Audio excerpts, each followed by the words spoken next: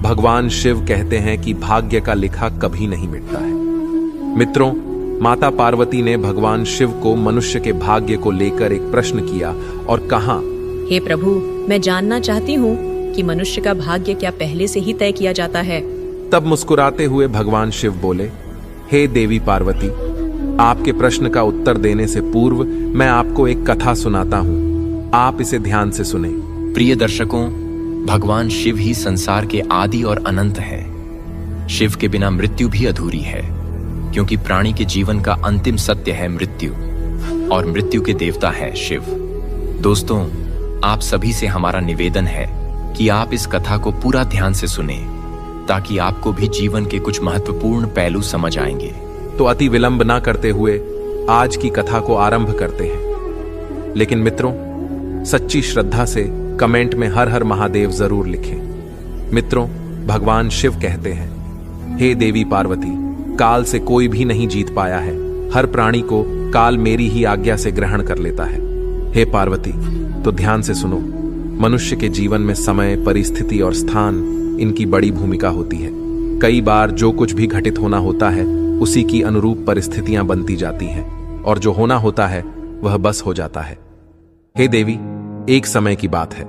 पृथ्वीलोक पर भागीरथ नाम के एक विख्यात राजा थे। वह बड़े ही धर्मात्मा और न्यायप्रिय व्यक्ति थे। वह एक बहुत ही पराक्रमी, विद्वान, कुशल और प्रजा का पालन करने में दक्ष राजा थे। राजन भागीरथ अपनी प्रजा को अपने पुत्र की तरह प्यार करते थे, और हर रात्रि में वे अपना भेष बदलकर अपनी प्रजा की कुशलता और दुखों को जानने हेतु नगर में भ्रमण करने के लिए निकलते। फिर एक दिन की बात है, वह अपनी नित्य दिनचर्या के अनुसार राजन अपना भेष बदलकर रात्रि में नगर का भ्रमण करने के लिए निकले। भ्रमण करते करते अमृत बेला का समय हो गया था। अब हल्का सा सवेरा हो रहा था। रात भर भ्रमंती करने के कारण राजा अब नगर की परिक्रमा वाले मार्ग से होकर के निकल रहे थे। उसी मार्ग के दूसरी ओर एक बहुत घना जंगल शुरू हो जाता था।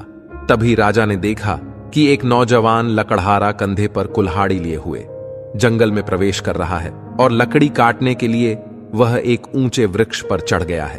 और तब अचानक कहीं से एक भयानक रिछ दौड़ते हुए उस जगह पर आ गया, जिसे देखकर राजन एक पेड़ के पीछे चुपचाप छिप गए। लेकिन उसने लकड़हारे को पेड़ पर चढ़ते हुए देखा था, और वह भी उसी वृक्ष पर चढ़ने लगा जिस वृक्ष पर वह नौजवान लकड़हारा लकड़ी काटने के लिए चढ़ा था। उस रिछ को वृक्ष पर तेजी से चढ़ते हुए देखकर राजन बहुत आश्चर्यचकित हुए, क्योंकि भारी वजन के कारण यह रिछ तो वृक्ष पर कभी नहीं चढ़ सकता था।